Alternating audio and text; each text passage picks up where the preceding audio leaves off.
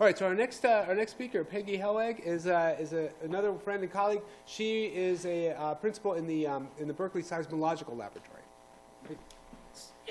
So when you hear about earthquakes in California, not necessarily Nepal or Taiwan, I end up on the television all the time. But I'm here to talk about our earthquake early warning system. As Ken said, we've been working on this for quite some time. Last week, in association with the White House event, we announced that we had transitioned from a demonstration system.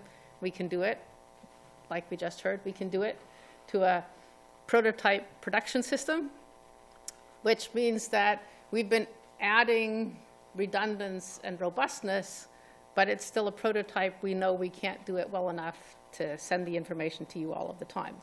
So what is earthquake early warning?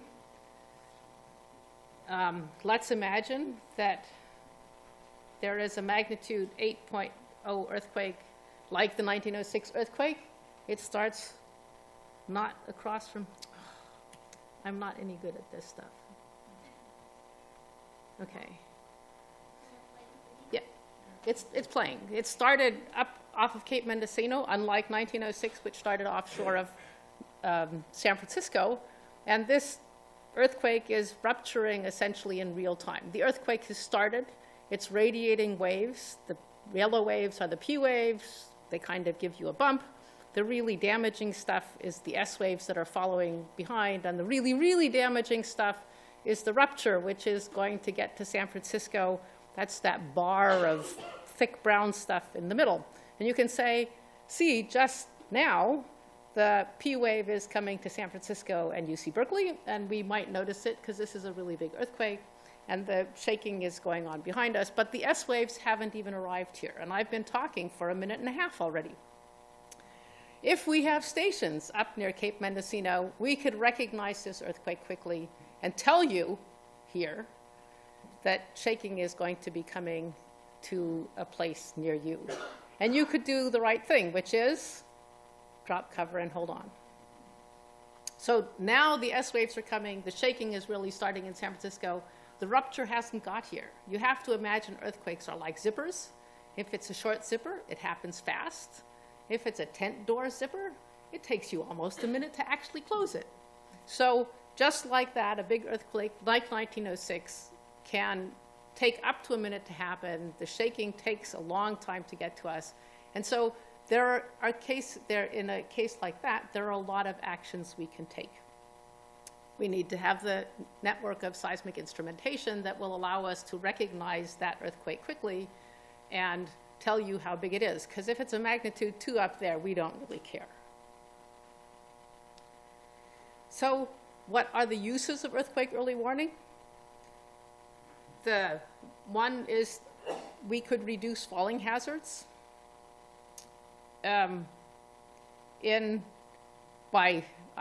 Reducing falling risks. The hazard is still there if you forgot to bolt your shelves down.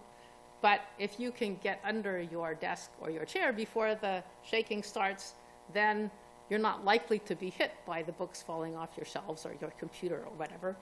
And in the Loma Prieta earthquake, more than 50% of the injuries were linked to things falling. And in Northridge, more than 50% of the injuries were linked to non-structural problems like the ceilings, panels falling on people. And if we can reduce that by having everybody drop cover and hold on before the stuff falls on their head, then we can reduce injuries, which is actually money and time, by more than 50%. In the Northridge, there were more than $2 to $3 million worth of cost because of injuries to people. There are, of course, animated uses. We've been working with BART for several years now. BART stops the trains, well, they slow the trains based on warning of an earthquake in the area or a bigger earthquake that's farther away. The slower the trains are going, the less likely the trains are to derail. And that means that the BART system may be more usable after the earthquake than it could be if it's full of derailed trains. And of course, the people in the BART trains will be happier if they're not in the derailed trains too. We could stop elevators. There are many cases where people are trapped in elevators for up to days after an earthquake because all of the police and fire are busy doing other things, responding to fires and other more urgent things.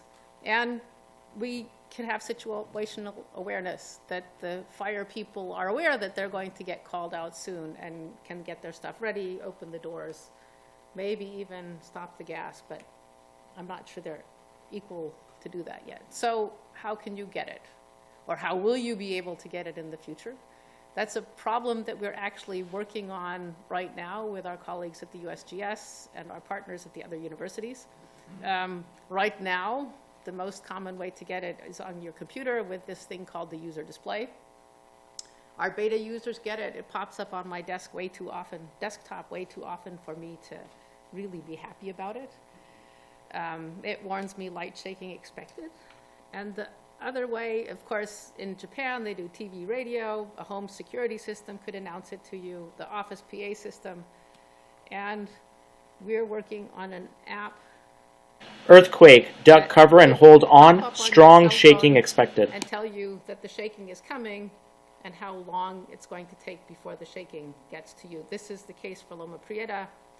In fact, based on data we have from Loma Prieta, we could have had the alert out 20 seconds before it got to Berkeley, for example.